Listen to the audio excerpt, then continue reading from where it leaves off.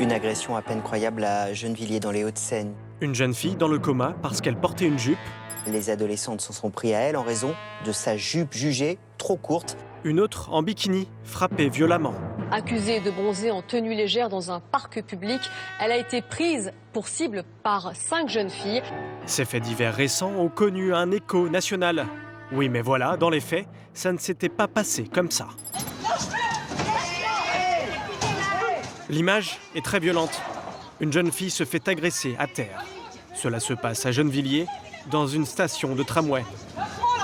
Avec cette vidéo, impossible de savoir si la jupe en est à l'origine.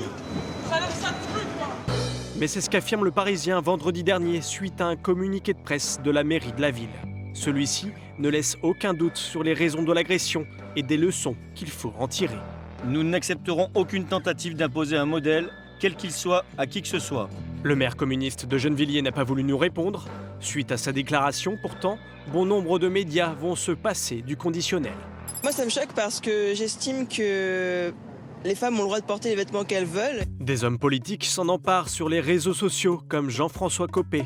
On a beaucoup parlé du Hijab Day. Défendons les femmes qui se font agresser, car elles sont en jupe.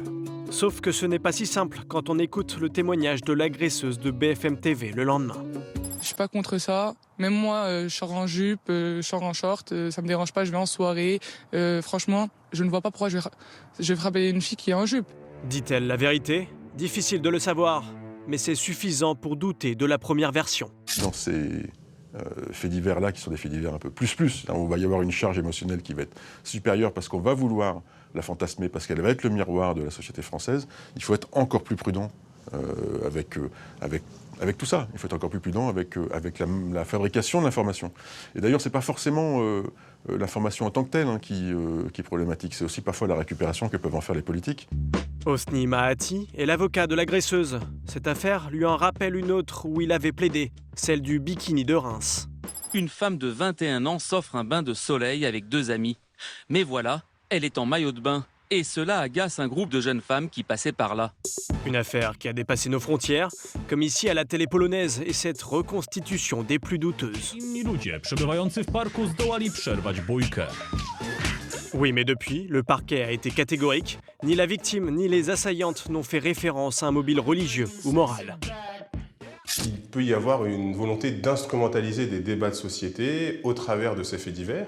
Donc, si vous voulez, il y a un effet loupe très important du fait de cette médiatisation. Et on essaye, pour faire du buzz, de raccrocher un fait divers, quitte à distordre la réalité, pour faire coller cette réalité ou cette présumée réalité avec une actualité. Sur le site classé à droite Atlantico, on n'a pas fait dans la dentelle. Roué de coups à cause de sa jupe, mais tout va bien, personne ne lui a dit « mets ton voile, salope ». Pour son fondateur, le fait divers, quelle que soit sa véracité, permet de s'emparer d'un débat de société. Autant mettre les pieds dans le plat. On voit bien que la question que tout le monde va se poser en entendant ce fait divers-là, c'était un peu comme le maillot de bain, l'agression pour le maillot de bain à Reims, que tout le monde va se poser la question du motif religieux. Et donc autant l'aborder. Pas pour foncer bille en tête en disant « Regardez, c'est sûr qu'en France, on se fait attaquer dans les rues en permanence pour des motifs religieux ». Mais à l'inverse, il me paraît difficile de soutenir qu'il n'y a jamais aucune pression de cet ordre-là, nulle part. Donc après, évidemment, ce sont des moments qui cristallisent les choses, et ça peut même générer une forme d'hystérie médiatique, mais ça me paraît vraiment utile de regarder cette réalité-là en face. Le genre d'argument qui fait bondir ce sociologue des médias. La jupe de Gennevilliers, le maillot de bain de Reims. Pour lui, à chaque fois, les commentateurs ont mis l'information au second plan. Je pense que ça touche très profondément des croyances et que donc on veut imaginer que les faits sont à l'image de ce qu'on a dans la tête. Et donc, par moment, vérifier l'information, ça serait presque un obstacle aux éditoriaux, commentaires que l'on a envie de faire. À Gennevilliers, l'affaire passera devant les tribunaux le 17 mai. Et cette fois-ci, ce sera à la justice d'éclaircir le vrai du faux.